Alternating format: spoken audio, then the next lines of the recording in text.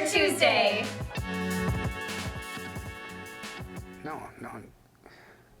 No, I need better connections. Wow, I don't think I've ever seen you so upset. I have a big project coming up where we're installing lighting as well as ceiling fans and other overhead fixtures, so I need some reliable connectors. And let me guess, twist wire caps and tape just aren't doing the trick, right? Loose connections, always coming apart, not really holding things together. Right, I need something fast, easy to use, and most importantly, reliable.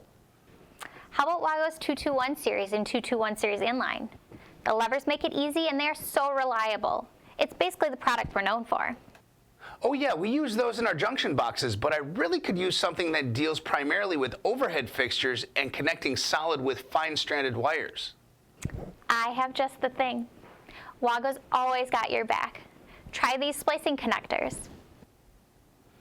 This looks pretty simple to use, but is it reliable? Not only are WAGO splicing connectors the ideal connection between solid and fine stranded conductors, but thanks to their approval as independent equipment, they can be used in nearly all household applications and building installations.